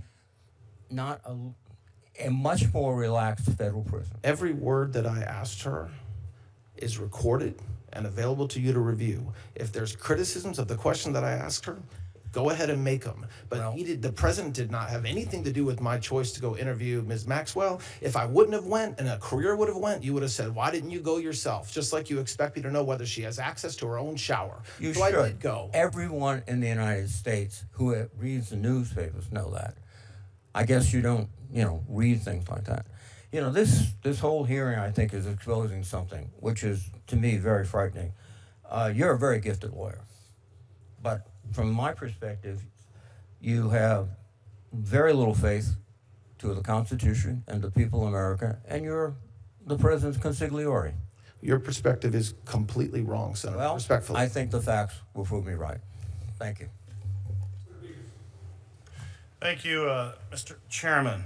Mr. Blanche, last May, my staff at Homeland Security and Government Affairs Committee released a report documenting that the inspectors general that President Trump fired had collectively uncovered billions of dollars in fraud, waste, and abuse. We oversee IGs and believe that they're incredibly important to hold government accountable, which needs to be done so that American people have trust and confidence in the work that we do here. In fact, it was quite, I thought, striking. The study showed that for every dollar that we spend on IGs, it's been estimated the return on that investment is roughly 18 times what we put into the IGs. But despite the administration's purported focus on fraud, your department, FY27 request, would actually cut these IGs, their budget, by nearly a third. These are folks that have an 18-to-1 return on investment. Prior to being in public service, I spent 20 plus years in the investment business. If I told investors, this is an investment I'd like you to make and you're going to have an 18-to-1 return, they would jump out of their chair in excitement and say, absolutely. How much money can I put in to get an 18-to-1 return? So while the request, and this happens while you're requesting an increase for your overall agency through the reconciliation, so you're going to be gaining additional funding, which I would argue requires oversight as you get additional funding. That happens every government agency, not just yours. And to have a massive cut of IGs with an 18-to-1 ROI, why was that decision made, and how do you intend to have robust oversight of the department when you're cutting the folks who are responsible for that and have a brilliant track record of doing that with every administration, Democratic or Republican, before you? So I agree the IGs are extraordinarily important. The budget that was proposed, it was developed consulting with the IGs. And so this is a budget that OMB and DOJ worked with the IG's office to come up with, and this was an agreed upon budget from them. So while not, just because you're not giving more money and you're even taking away money, doesn't mean the conclusion you reach is accurate, which is that it's going to result in less work or less return on our investment.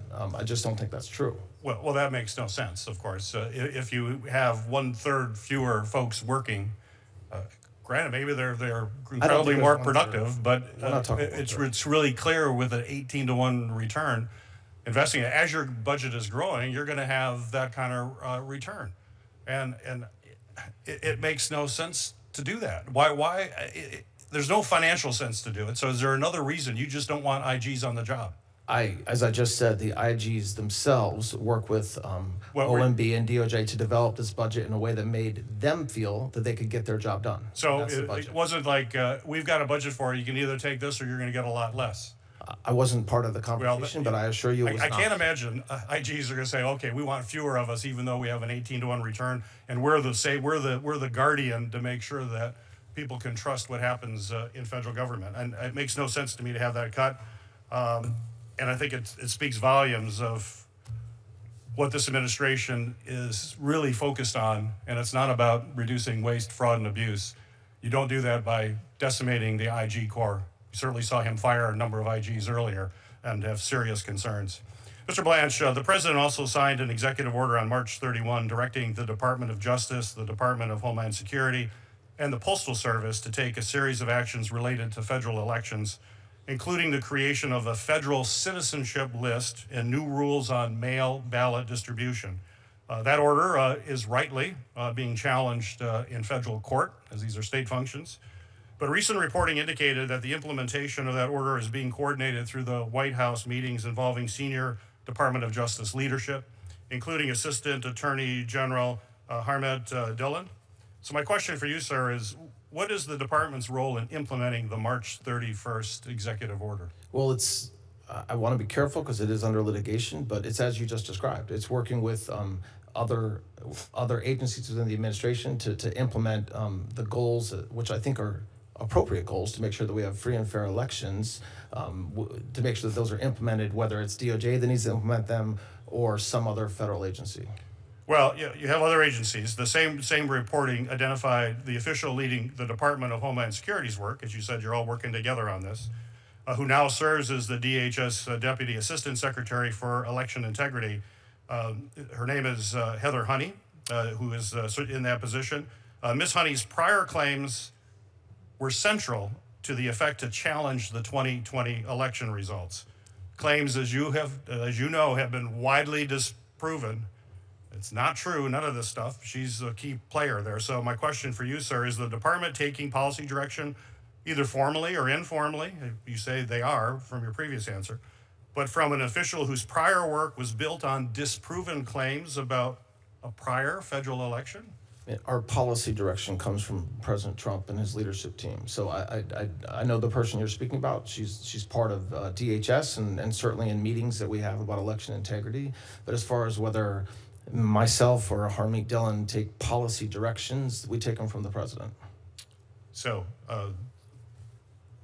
interesting. A person who was part of these widely disproven false allegations, and a president who, of course, subscribes to that as well. So that's what you're telling me. That's what's driving this effort by the federal government to basically take powers that the Constitution reserves for our states. Thank you, Mr. Chairman. Appreciate it.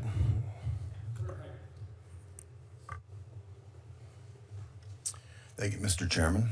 Welcome, General Blanche. Thank you.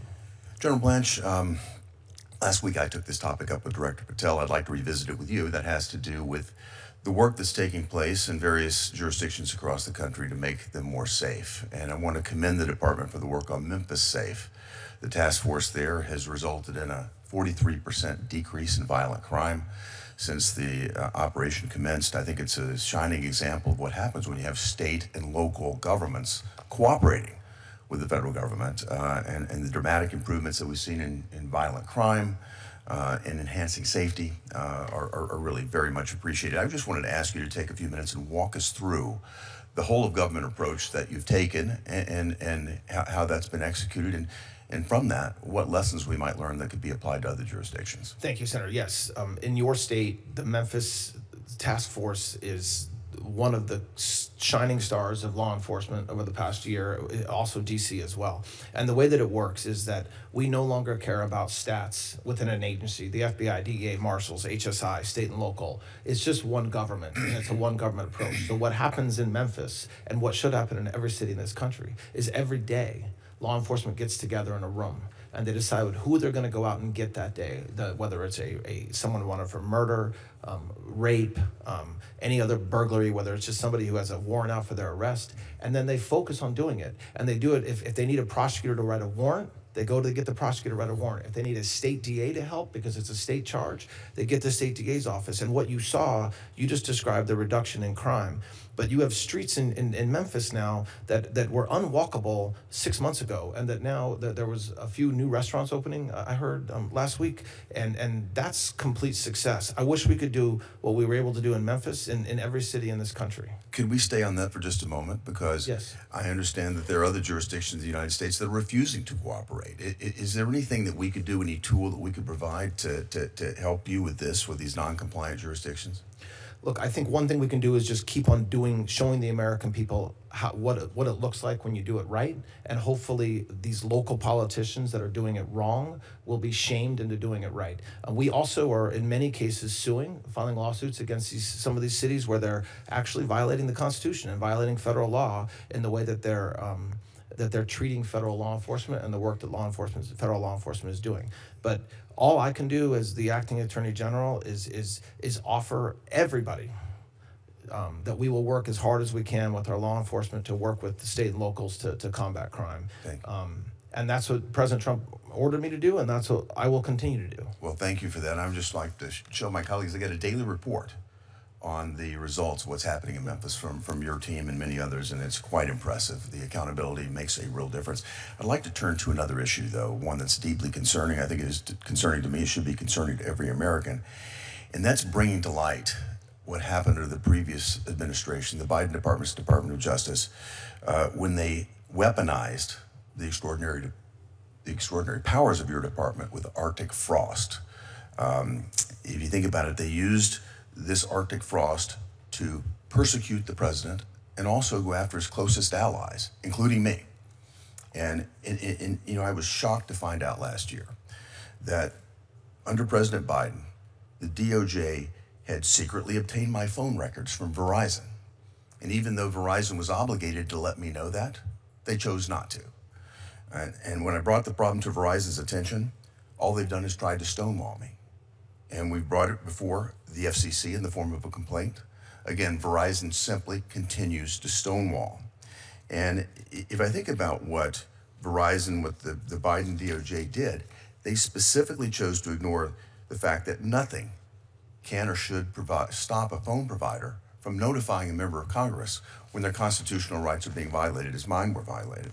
It turns out that Verizon's chief legal officer, Vandana Venkatesh, used to work for Henry Waxman, one of the most partisan players up here. And she, as the general counsel, I'm seriously concerned, at least, that Ms. Venkatesh and Verizon may have collaborated with their friends at the Biden DOJ. They never told me or my colleagues about it because they might have been worried that the truth would come out. They might have been worried that that would endanger their plans to make a $20 billion acquisition of Frontier Communications. It's contemptible, it's damning, but I think there may have been a real reason there.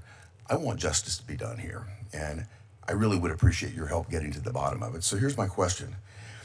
Can I get your commitment that the DOJ will work with me and my colleagues, Senator Grassley and Senator Johnson, in bringing full accountability to this abuse of power? Absolutely, and obviously, Senator, one way we do that is by the work we're doing to make sure you all get your oversight responsibilities as much as you deserve, to get the materials that we're reviewing and collecting, but then also in proactively the work that we're doing to make sure that what happened never happened again.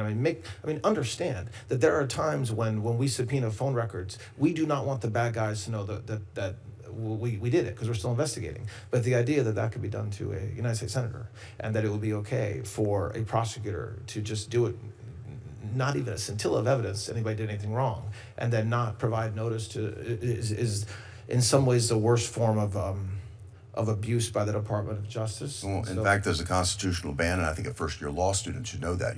When AT&T was requested to provide the same records, they saw the constitutional problem. Right. They stopped. Verizon was willingly handing over my records and those of other of my colleagues. And I just asked myself, what was the purpose? What was the motivation for them to violate my constitutional rights? Was it because they wanted to make friends with the FCC, maybe Ms. Venkatesh, to get an appointment sometime later? I don't know. Was it because of this Frontier acquisition that they had in mind? I don't know. But we need to get to the bottom of it. Thank you. Thank you, Mr. Chairman. You're welcome. Senator Gillibrand. Thank you, Mr. Attorney General, Acting Attorney General, for being here. Thank you. I've listened to your testimony today, and I have a concern about your focus.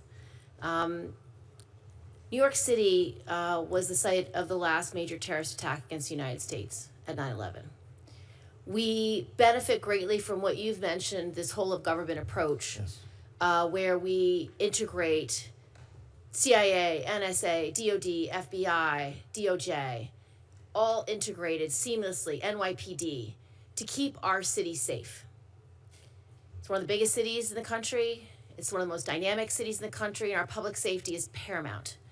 But I've looked at your record, and I am deeply concerned that you are not using this whole of government approach, because I see you slashing programs left and right that we know work for all sorts of things, from drugs to gun trafficking to community policing to cops program, slashing so many programs that I know work.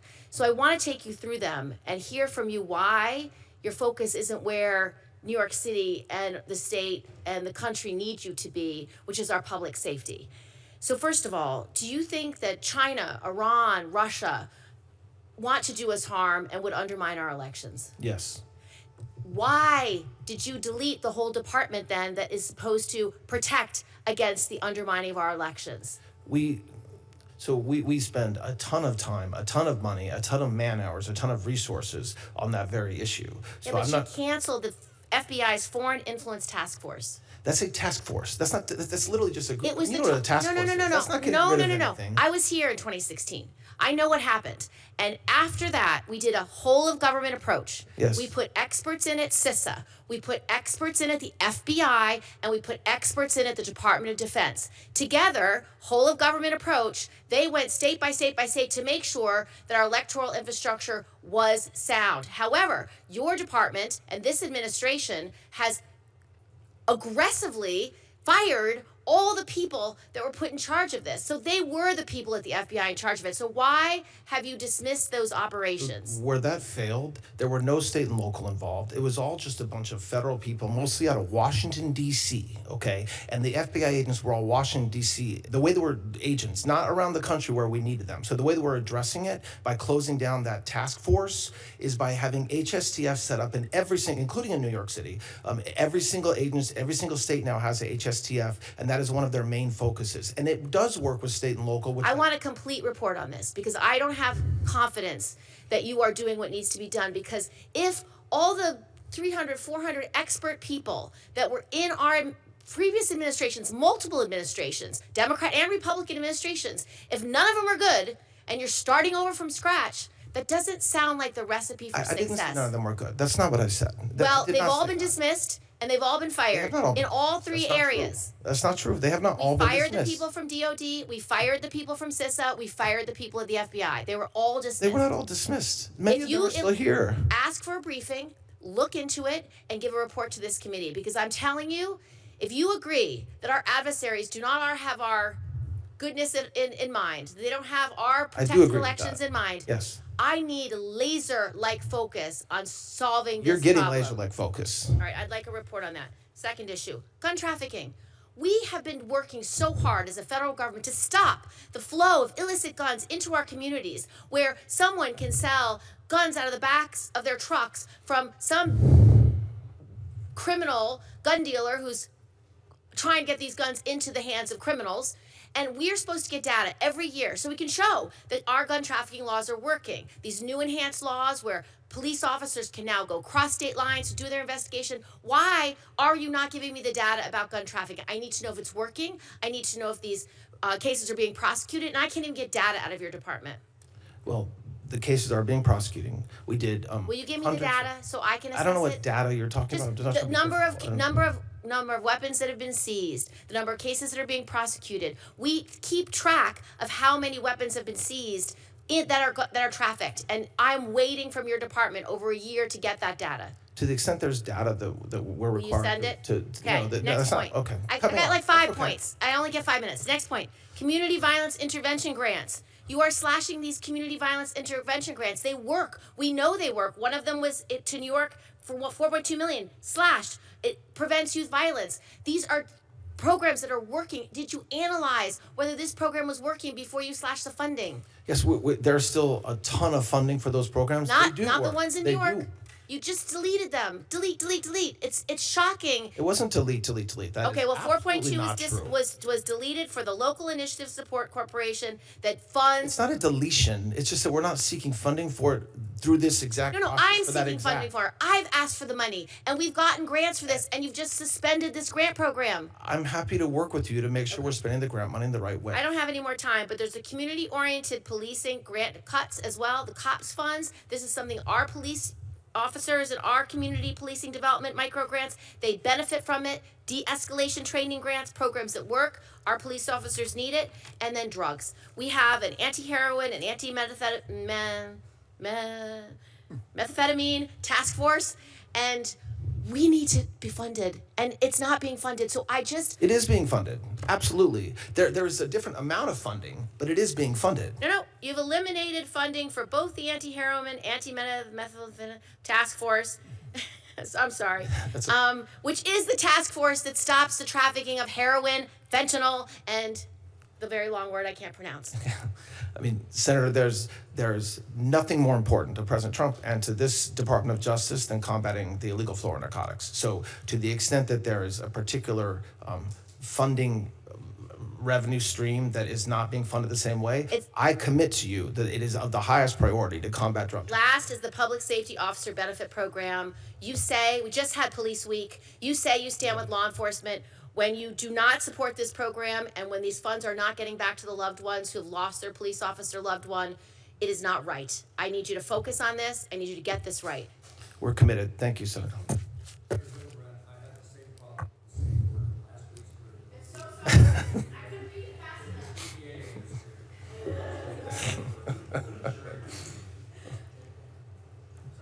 Thank you.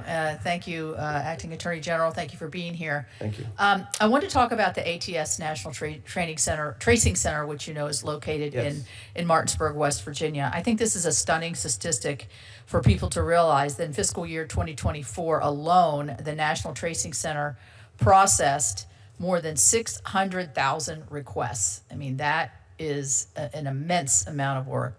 It also helped to identify the deranged individual who attempted to assassinate President Trump in Pennsylvania. So obviously, it's great work out there, but I am concerned that we have to prevent the release of firearm trace data to anyone other than law enforcement for investigative purposes. Can you elaborate on the importance of the NTC, but also how it functions within the ATF? And can you describe how your budget request will sustain these critical services?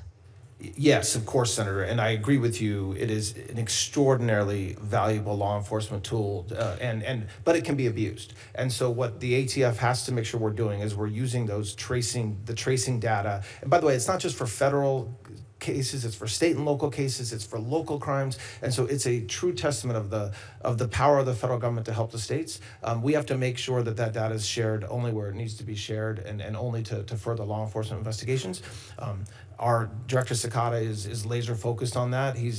We have the benefit of having somebody who's been an ATF agent for 2 decades, and so we'll continue to make sure that not only we're spending the money to make sure that we're successful, but also making sure that we have guardrails around it so that it doesn't get abused either by ATF or by anybody state and local wise. Thank you. Thank you very much. I want to talk about the HIDTA Task Force collaboration. I know DOJ is a valuable member of the HIDTA Task Force, and honestly, we had the ONDCP director, Sarah Carter, came to West Virginia a few weeks ago. We had a roundtable. U.S. attorneys were there, local partners, local law enforcement. Very interesting conversation. I personally want to see the high-intensity drug trafficking, the HIDTA program, stay within the White House. I know this may not be a decision that you're actively involved in, or because there's always, through several administrations, a desire to move it over to DOJ. Do you have any perspectives on that, and what does this budget have to say about it? Look, I know that President Trump is going to give a ton of money, I think over $11.4 billion to combat the drug crisis, and that includes a lot of money to HIDTA. The way that it's running through the ONDCP now as opposed to directly to DOJ doesn't make a difference to the effectiveness that we can have to run these programs. It hasn't made a difference over the past year. It will not make a difference in the coming years. To the contrary. Remember, another big part of the drug fight is DHS and HSI. And so one benefit of having it go through kind of a one higher place is that we make sure we're spending the money across the federal government in the ways that is smart. So I have had zero issues with that setup, and I don't think Administrator Cole has had any issues with it, or any of other law enforcement? Hey, I mean, personally, I think the issue is so large, and you heard Senator Gillibrand talking about it in New York. Our state has a particular issue, Yes. and I'm so pleased with the president's southern border initiatives. Fentanyl seizures are are down, meaning less fentanyl into the country, but it's just such a devastating and terrifying drug that's killing too many people. Yes. I did want to make, I noticed in your opening statement, you made a comment about the Bureau of Prisons. I just had a conversation with my fellow West Virginian, Billy Marshall, who's head of the BOP. I am in full support of the $10 billion request that you've made. He's made great strides there in getting good leadership, and they're safer. We have several federal prisons in and around West Virginia, and not only are the staff safer, but the inmates are safer as well. And I would encourage you to keep pounding that drum. We will. Thank you, Senator. Let me ask you a question in the last few minutes that I have. There's a few seconds. All right, geez. There's always a headline about Assistant Attorney General leaves DOJ, and it sounds, like it's a political statement rather than, or a lack of confidence statement, or doesn't like the way the direction that the department is going. And I know you see this, the public reports. Isn't this the way it's always been at DOJ, people moving in and out? And you yourself were at DOJ at one point before you went into private practice.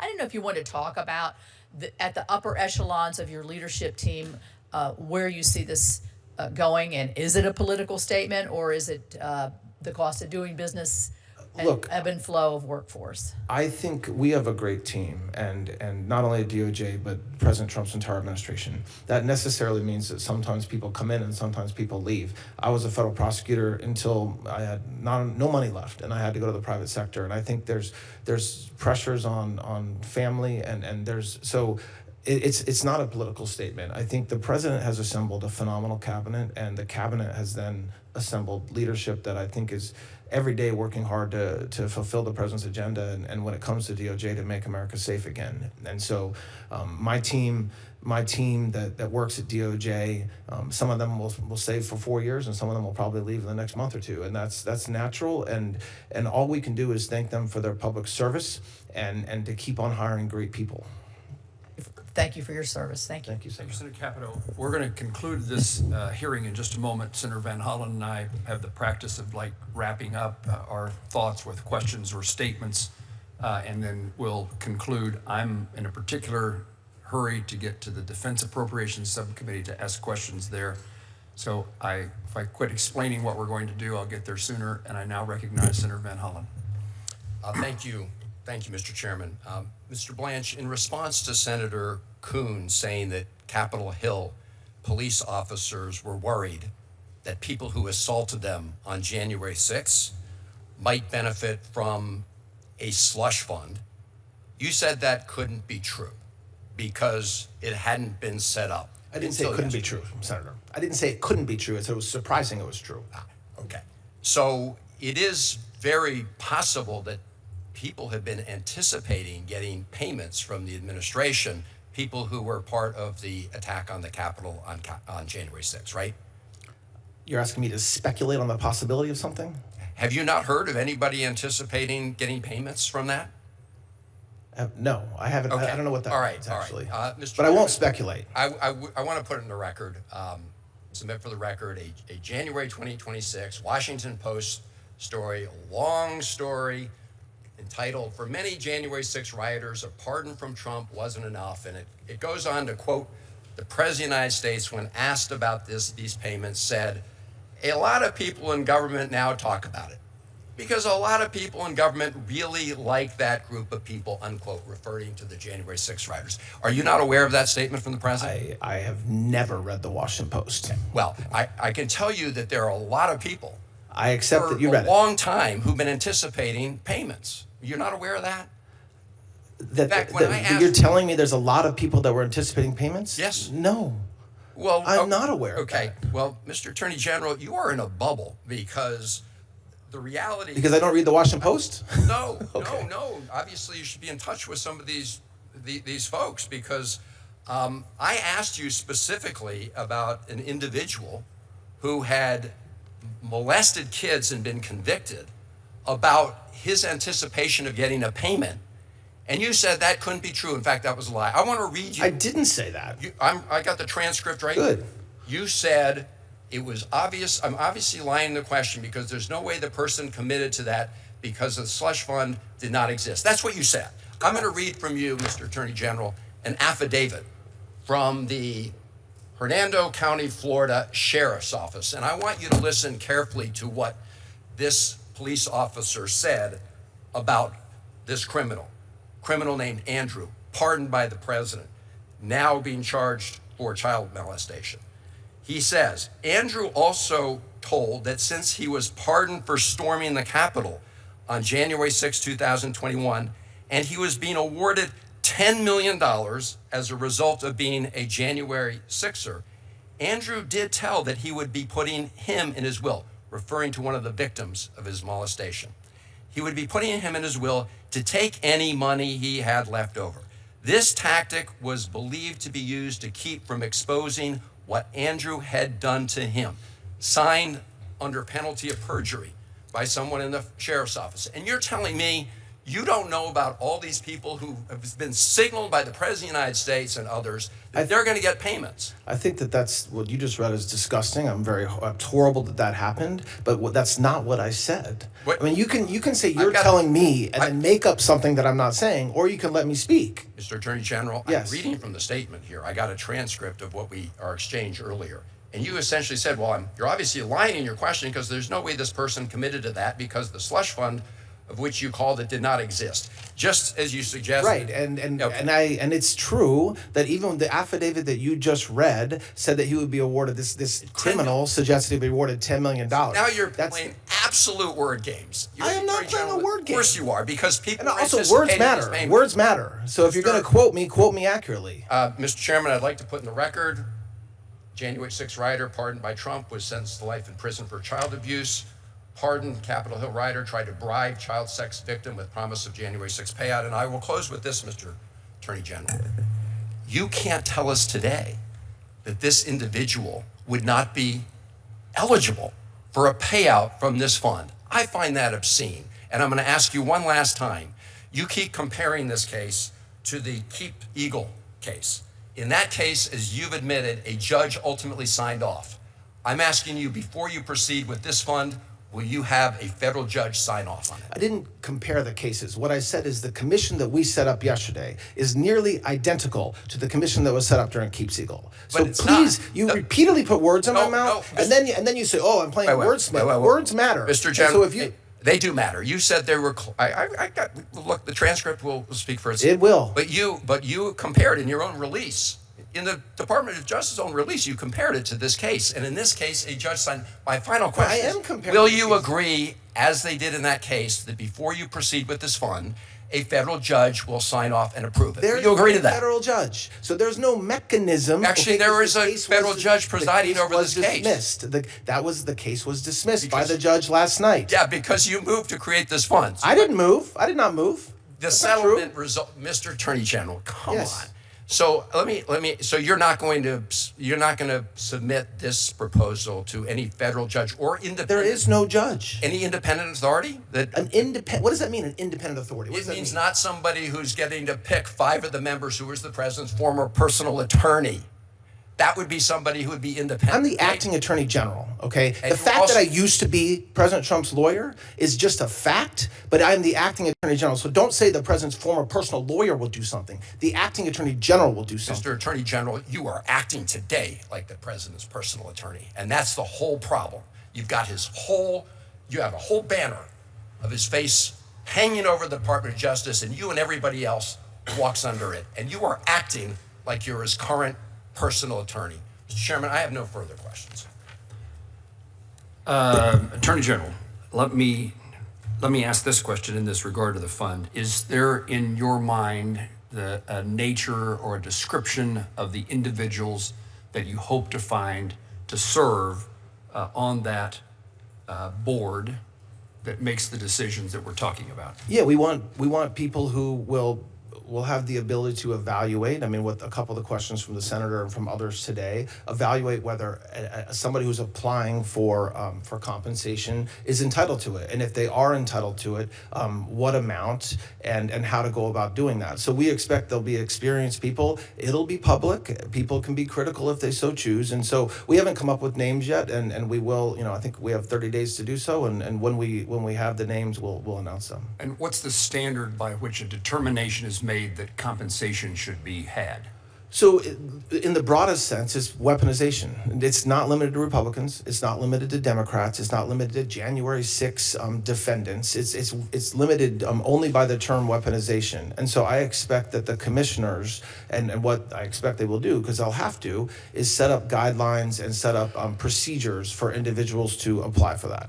The weaponization then gets defined, could be, I assume you can't expand the word weaponization, but you can narrow where it seems to be most applicable, where the weaponization, if it occurred, is the most egregious. Is there some kind of standard by which you would evaluate a case-by-case basis? I think there has to be standards, and I think it is a case-by-case basis. I think that it will depend on, but by when you say there's a standard and then say it's case by case, that's the issue, right? Is that the case by case analysis is what's going to have to be done, and I expect that it will be done. I mean, I think it's telling that everybody on the left and everybody in the liberal side of the media immediately says it's a slush fund for President Trump's friends. If anything else, that's an outright admission that they know that the people that really had this Department of Justice weaponized against them were President Trump and his friends. But that is not what the commission says. That is not what the AG order that I signed yesterday says. It does not limit it to President Trump or President Trump's friends. To the contrary, President Trump isn't taking a dime. And so the fact that there's a view that this slush fund, which it's not, is going to be only given to Republicans or friends of the president is one, not true. But two, it's very telling that that's the reaction from Democrats, because it proves the point that President Trump has been saying for a very long time, which happens to be true, which was for the first time in our nation's history, you had an administration seek to destroy the previous administration, not just President Trump, anybody that came in contact with him. I've said it before, but you're talking about his gardeners being put in the grand jury, his Secret Service detail being put multiple times in the grand jury. That's what the last administration did to try to destroy President Trump. And he has said publicly, and I very much agree with him, that he doesn't want this to ever happen again to anybody. And so how do you go about making sure it doesn't happen again to anybody? Well, you change the culture, which is what we're doing. You also set up a mechanism where people that did have it weaponized, have this Department of Justice and this federal government weaponized against them, can apply. Does it mean they're going to get money? No, it doesn't mean they're going to get money. It just invites them to apply. And they make a case of some kind to meet some standard, right? Yes, and there's a flaw in the legal system, because this legal system was not set up to compensate for what the Democrats and what Biden and what Garland did for 4 years. It doesn't know how to cope with the fact that hundreds and hundreds of administration officials had their phones taken from them. Members of the Senate had their had their phone records subpoenaed and weren't told about it.